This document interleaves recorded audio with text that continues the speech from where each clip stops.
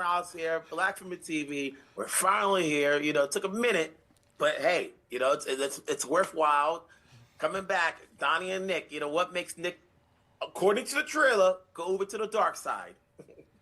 What makes Nick go to the dark side? According to the trailer, I like that.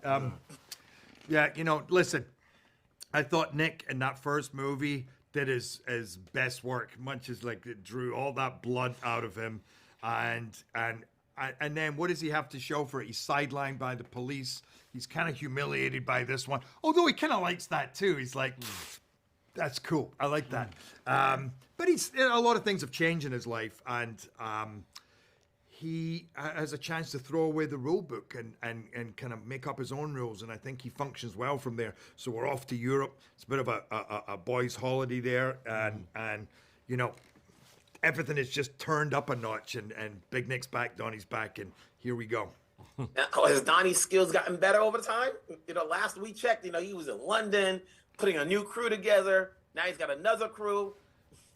Oh man, I'm nice, bro. I'm nice, and you know, of course, it's all a test to Christian Gudegast, our director writer. But Donnie shows some new skills this time around, and it definitely is a just another layer to him. I'm glad that I'm able to really show who he is, as opposed to the first one where I kind of had to be under the radar a little bit.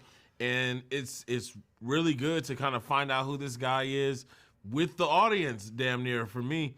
And it's been a fun ride. It's been cool to get back with Gerard, have Big Nick teaming up on the dark side. I don't really look at myself as the dark side necessarily. That's suggestive, you know. But but I will say that man, this go around is bigger, it's louder, it's definitely more of what the people want, and show that they appreciate it for the first one. You know, let's be real. People compare this to The Heat because it was, you know, in the first movie, it was two groups, you know, and we saw how it ended. This one is more about, are they going to get caught? You know, based on the trailer, are they going to get caught? You know, and so how much time has gone by between the first film and, you know, between the actions of the first film to when Nick catches up with Donnie, or, you know, because it's for Nick, that's the white whale. He can't move on until he gets rid of that. For sure, I think he realizes that Donnie Wilson is a big part of his destiny, whether he wants it that way or not. I think there's a difference between what's going on, the time that's going on in the real world and the time that's going on in this movie. Yeah, this took a little longer to pull together maybe than we anticipated. But in terms of time in the movie, I think it's like a year and a half maybe. Things have played out in the marriage. That's all done. The cop stuff and the retribution that he faced, and Donnie to move on and get set up in Europe. It's about a year and a half. Time for Big Nick to stew, and time for Donnie to put his plans in action, and time to set up this feeling of this collision course. It's like, no, they're back on. I love this feeling at the start of the movie where, you know, I don't think Donnie knows that at this point, but that we're coming together, but for the audience to enjoy.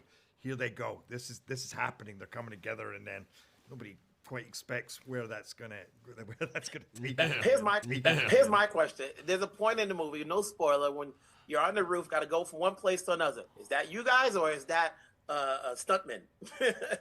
When we gotta put the poles on the roof, and they had us. You know how like, the whole now. setup of laying. Oh yeah. No, that was us. But we did that, and then I think there was stuntmen doing that, but we did it too. We had to go across the roof. We had to climb up. I know I had to climb up that thing and then fall off. Yeah, I had to fall and slam against the building. No, we were doing that. Dude, the thing about Christian is he does a lot of close-ups. Yeah, you can escape, you know, when a director just wants a wide, but he likes to be in your face. He likes to get the eyes. He likes to get the agony, and so that's why we're never working with him again. Yeah, I'm not a fan of the stunts that I had to do, but yeah, we had to do some of them, man. Hey, listen, I think people are going to get a kick out of it. We've obviously been waiting a long time. make it happen. I don't want to say how it plays out, but let's see where these characters can go. If it's successful, like the first one, you never know. So we will talk again. I'll talk to you later. All right, man. Okay. Dang. Oh my God! Wilson Morales from Black Film TV. Hey guys, how's it going? How are you, sir? How are you? We're finally here. The wait is almost over. Almost. Sometimes I was like, they keep saying it's gonna, I say who's gonna come first, this one or Bad Boys? Because you know how long it took Bad Boys 3 to come out. Oh yeah. But we got to hear what would it to the premise, because this is different from the first movie. The first movie was us against them, but you don't get that feeling with the second film. The second film is more of a heist movie. Yeah. It was all about bringing the two adversaries together, right? See how that all works and play with that whole dynamic between the two of them. And you put them, fish out of water in different part of the world.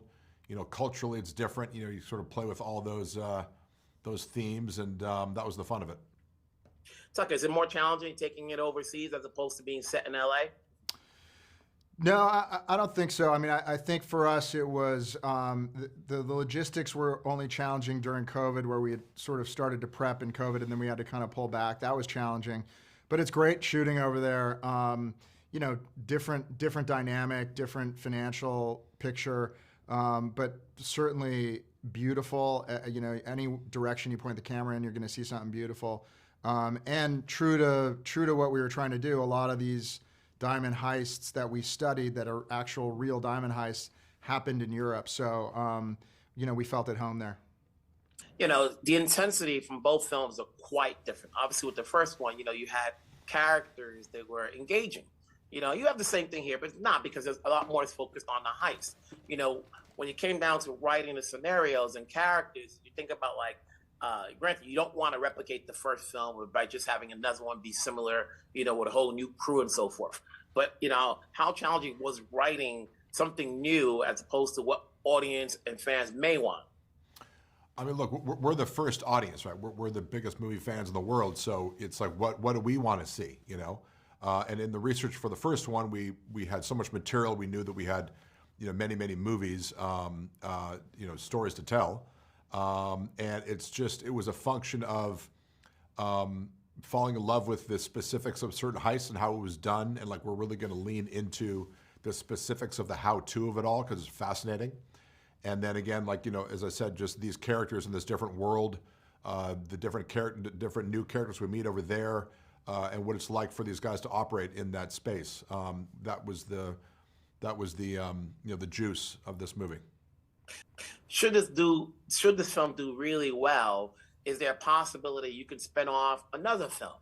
100% correct, yes, and it will happen. And at the end of the day, obviously, I always tell people, listen, no matter, it's an IP property, we know of it, but you still have to bring people to the audience, to the theaters to see it.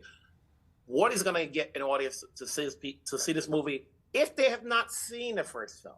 Because it's been some time, but now, before the first film, now we got a boatload of streamers. Yeah. There's a lot more out there. I think it's a great question, and I do think that the value proposition of this film, whether it was seen as part of a sequel, a franchise, or just in and of itself, is how do you rob something that's impossible to rob? That value proposition that we had in the first one with the Federal Reserve Bank is still intact here with the Diamond Exchange. There are more cameras in that mile area than anywhere on the planet. It's a really kind of impossible thing to do, and we're about to watch these guys try to do it. So I think that's a great value proposition. I think people get interested. Plus, we have O'Shea Jackson and Gerard Butler. So I mean, the cast is pretty compelling. I'll leave it off for you, Cristian. Can you talk about working with both of them? Sure. I mean, working with Jerry quite a bit, and he and I are like brothers. And then, the three of us together, have just created such a very close bond, and we're all very tight. And it's just, we love working together. We're going to continue to do it.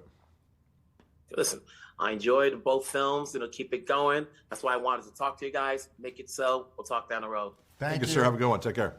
Mm-hmm.